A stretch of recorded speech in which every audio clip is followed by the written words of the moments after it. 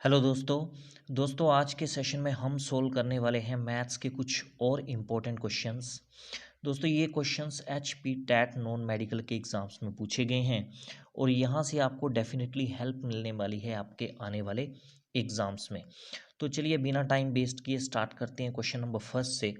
इसमें बोला है 2 trees 7 metre and 4 metre high stand upright on a ground if their bases are 4 metre apart then the distance between their tops is।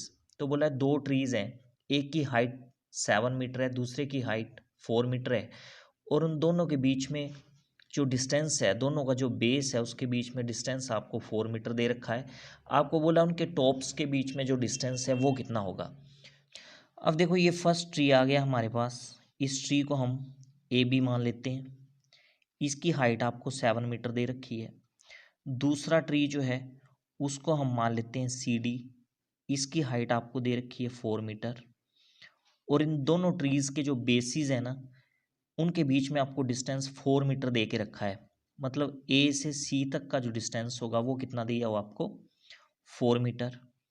और आपको बोला है उनके टॉप्स के बीच में कितना डिस्टेंस होगा। टॉप कौन से हैं, B और D, तो ये डिस्टेंस आपको निकालना है। तो इस डिस्टेंस को हम x कंसिडर कर लेते हैं। अब आप D से एक परपेंडिकुलर ड्रॉ करो, तो D से हमने एक परपेंडिकुलर ड्रॉ किया और इसको नाम दे दिया DE। ठीक है, अब एंगल DEB जो है वो कितना होगा 90 डिग्री और DE की लेंथ कितनी होगी, अगर AC 4 मीटर है तो DE भी कितना होगा 4 मीटर। CD 4 मीटर है तो AE कितना होगा 4 मीटर और BE कितना होगा 3 मीटर, क्योंकि पूरी लेंथ कितनी है 7 मीटर। ठीक है, अब ट्राइंगल BED क्या है, राइट एंगल ट्राइंगल, और राइट एंगल ट्राइंगल की आपको दो साइड्स दे रखी हैं, तीसरी आप निकाल सकते हो बाय पाइथागोरस थ्योरम।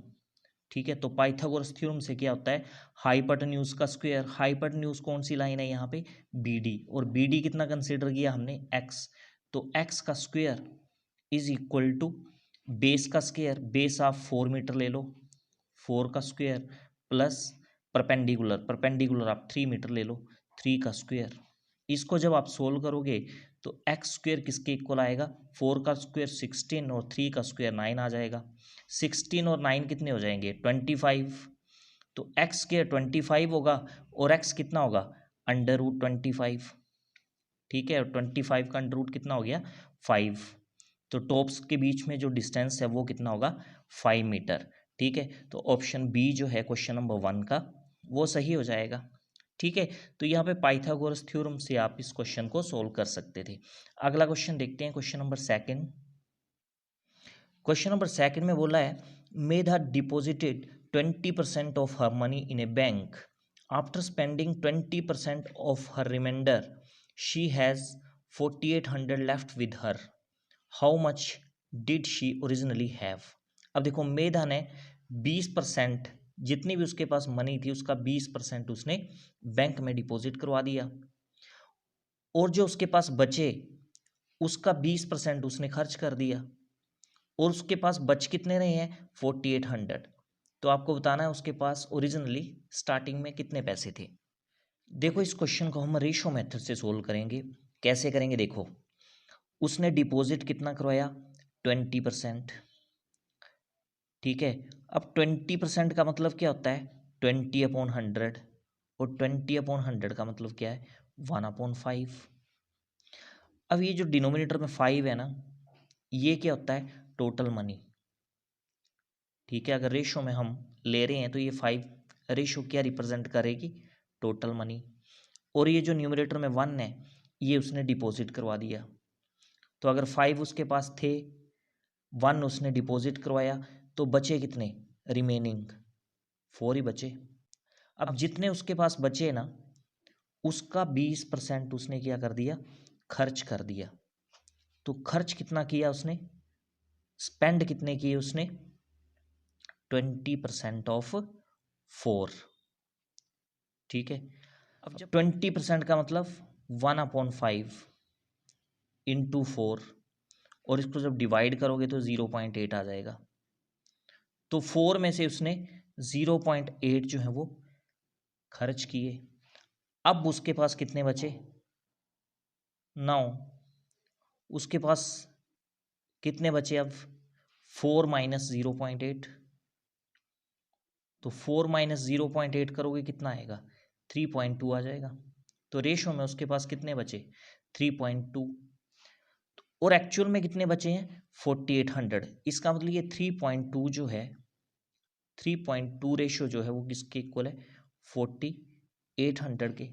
यहाँ से एक रेशो की वैल्यू आप निकाल सकते हो, कितनी आएगी? 4800 अपॉन 3.2 को मैं 32 लिख रहा हूँ और जो 10 आएगा वो न्यूमरेटर में आ जाएगा। ठीक है, अब 16 से काट लो, 16 टू द 32 एंड 16 3 द 48 और साथ में 2 0 है तो 300 आ जाएगा ये, एंड 2 5 द 10 हो जाएगा। 300 इंटू 5 बचा आपके पास और वो कितना होगा? 1500। तो जो एक रेशो है उसकी वैल्यू कितनी आ गई? 1500। आपको निकालना क्या है कि उसके पास स्टार्टिंग में कितनी मनी थी, कितने पैसे थे उसके स्टार्टिंग में। तो टोटल मनी कितनी है रेशो में? 5। तो अगर एक रेशो की वैल्यू 1500 है तो 5 रेशो की वैल्यू कितनी होगी? 1500 इंटू 5, तो वो कितना आएगा? 7500। तो उसके पास स्टार्टिंग में कितने पैसे थे?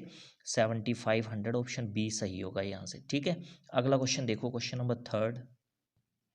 इसमें बोला है area of rectangle and area of circle are equal if the dimensions of the rectangle are 14 centimeter by 11 centimeter then circumferences of the circle is। अब देखो रेक्टेंगल और सर्कल का एरिया क्या है? इक्वल। रेक्टेंगल के आपको डायमेंशन दिए हैं 14 सेंटीमीटर इंटू 11 सेंटीमीटर। ठीक है, तो रेक्टेंगल का एरिया क्या होता है? Length into breadth. तो रेक्टेंगल का एरिया क्या आ जाएगा? 14 इंटू 11, और 14 इंटू 11 कितना होता है? 154 सेंटीमीटर स्क्वायर। ये आ जाएगा रेक्टेंगल का एरिया। और उसने बोला जो रेक्टेंगल का एरिया है वही एरिया किसका है? सर्कल का। तो सर्कल का एरिया भी यहाँ से क्या आएगा? 154 ही आएगा, एरिया ऑफ सर्कल। ठीक है, आपको सरकमफ्रेंसेस निकालना है सर्कल का, उसके लिए आपको रेडियस चाहिए। तो एरिया ऑफ सर्कल क्या होता है? पाई आर स्क्वायर इक्वल टू कितना आ गया ये? 154। इसको जब आप फर्दर सोल्व करोगे तो कितना आएगा? पाई की वैल्यू रख दो, ये 22/7 into r square is equal to 154। अब देखो 22 से ये 154 कटेगा, 7 आ जाएगा, और लेफ्ट साइड वाला 7 जो है वो राइट साइड में जब जाएगा तो क्या हो जाएगा? 7 इंटू 7 हो जाएगा, और कितना हो जाएगा ये? 49। तो आर स्क्वेयर की वैल्यू 49 आ जाएगी, और आर की वैल्यू कितनी आएगी? स्क्वेयर रूट 49, और ये कितना आ गया? 7 सेंटीमीटर। तो आपके पास रेडियस आ गया 7 सेंटीमीटर। आपको सरकमफ्रेंसेस निकालना है सर्कल का, किसके इक्वल होता है ये? 2 पाई आर। ठीक है, तो पाई की वैल्यू फिर से 22/7 कर लो, और रेडियस आपने निकाल लिया 7। 7 से 7 कटेगा, 2 इंटू 22 44 सेंटीमीटर। तो सरकमफ्रेंसेस कितना आ जाएगा? 44 सेंटीमीटर। ऑप्शन सी जो है वो सही हो जाएगा। ठीक है, अगला क्वेश्चन देखो, क्वेश्चन नंबर 4। इसमें बोला how much distance in metre will a wheel of 25 centimetre radius cover if it rotate 350 time. तो बोलता है एक व्हील है, उसका रेडियस 25 सेंटीमीटर है, तो अगर वो 350 टाइम्स रोटेशन करता है तो वो कितना डिस्टेंस कवर करेगा? अब देखो व्हील जो है एक रोटेशन में कितना डिस्टेंस कवर करता है? जितना उसका सरकमफ्रेंसेस होता है। ठीक है, मैं रिपीट कर रहा हूँ, जो व्हील होता है ना उसकी शेप सर्कुलर होती है, और वो एक रोटेशन में कितना चलता है? जितना उसका सरकमफ्रेंसेस होता है। तो अगर मैं बोलूँ कि एक रोटेशन में व्हील कितना चला, 1 रोटेशन में व्हील कितना चला? 2 पाई आर। ठीक है, और आर आपको दे रखा है कितना? 25 सेंटीमीटर। अगर 25 सेंटीमीटर को मैंने मीटर में चेंज करना है तो कितना आएगा? 25/100, क्योंकि आपको बोला है कि आपको मीटर में डिस्टेंस निकालना है। तो एक रोटेशन में व्हील इतना चलेगा, तो 350 रोटेशन में कितना चलेगा? मल्टीप्लाई 350 कर लो, 350 रोटेशन में कितना मूव करेगा वो, 2 इंटू 22/7 इंटू 25/100 कर लो इसको, और इंटू 350 आ जाएगा। ये 7 से ये 350 कटेगा तो कितना आएगा, 50 आ जाएगा यहाँ पे, और 50 से ये 100 काट लो, 2 आ गया, 2 से 2 काट लो, बचा कितना आपके पास 22 इंटू 25, और जब आप इन दोनों को मल्टीप्लाई करोगे तो आपके पास आएगा 550 मीटर। ठीक है, तो 350 रोटेशन में व्हील कितना डिस्टेंस कवर करेगा, 550 मीटर। ऑप्शन ए जो है वो सही हो जाएगा। ठीक है, अगला क्वेश्चन देखो, क्वेश्चन नंबर 5। अब देखो इसमें बोला है the mark price of an article is ₹80 and it is sold at ₹76, then the discount is, percentage में आपको डिस्काउंट निकालना है। देखो आपको मार्क प्राइस 80 दिया है, सेलिंग प्राइस 76 दिया है, तो इसका मतलब डिस्काउंट कितने का हुआ, ₹4 का।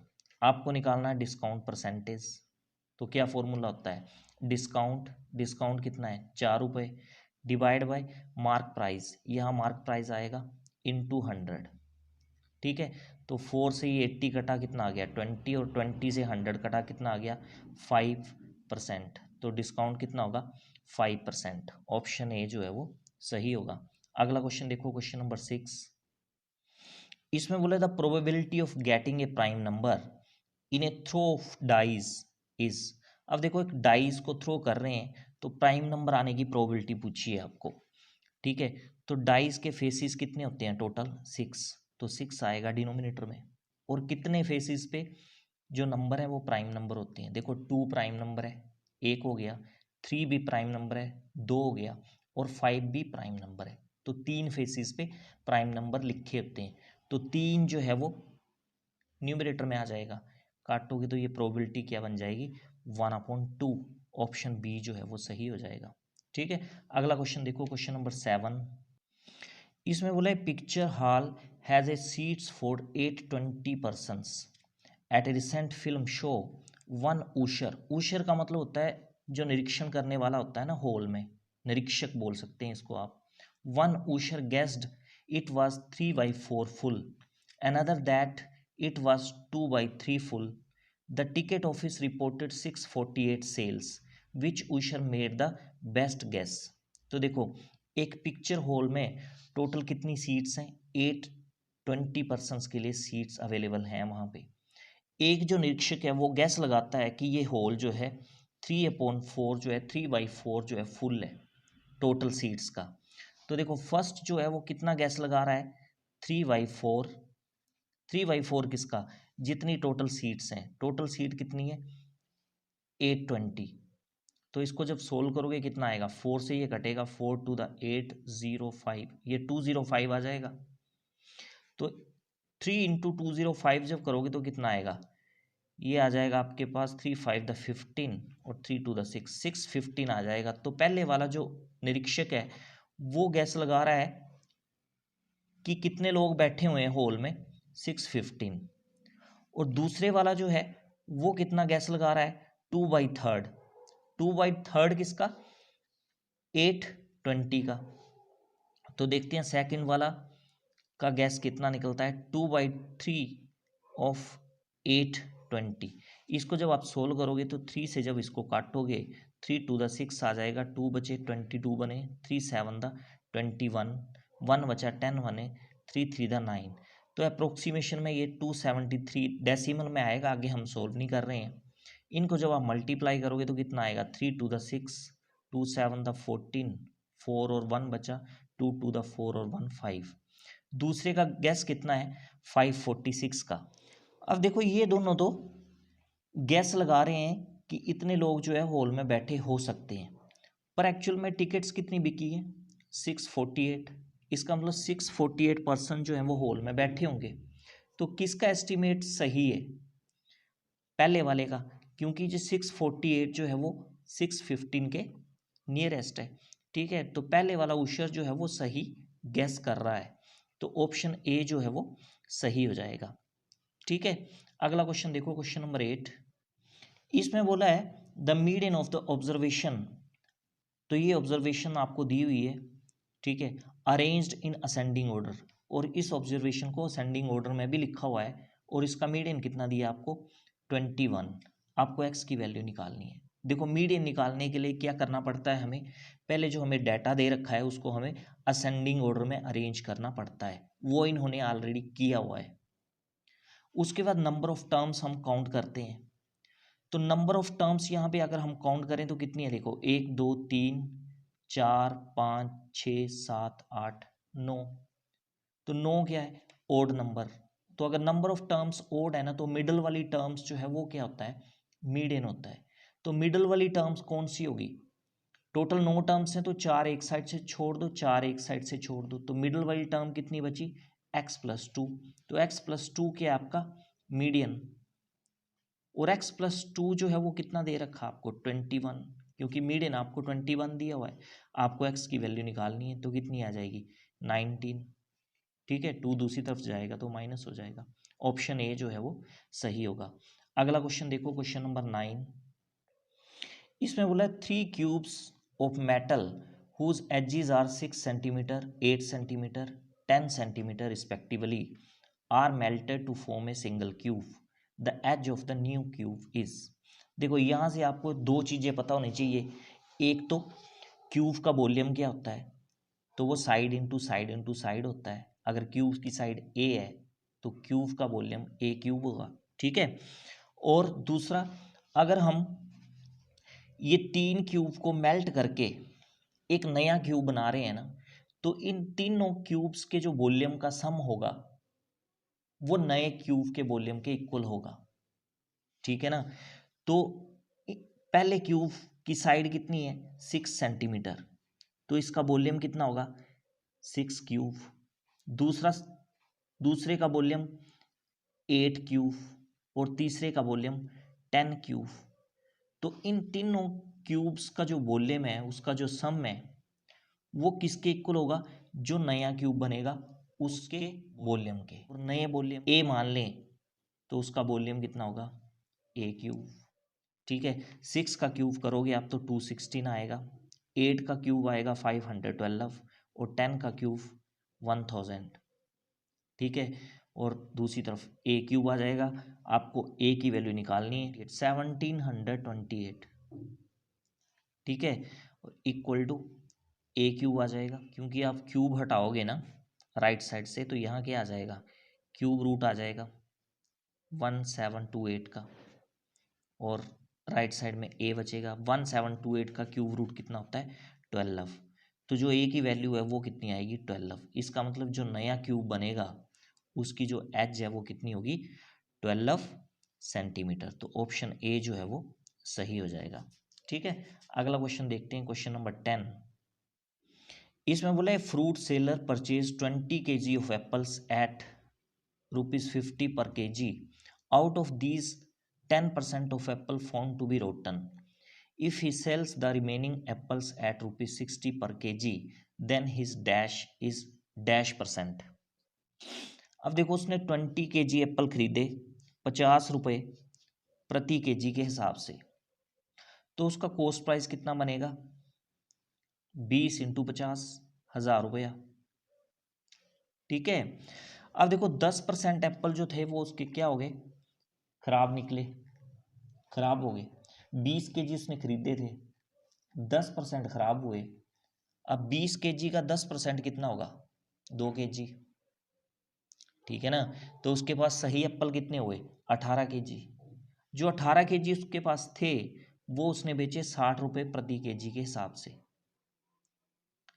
ठीक है, तो सेलिंग प्राइस कितना हो गया 18 kg एप्पल उसके पास बचे थे, 60 रुपये पर केजी उसने रेट लगाया, तो सेलिंग प्राइस कितना हो गया 1080।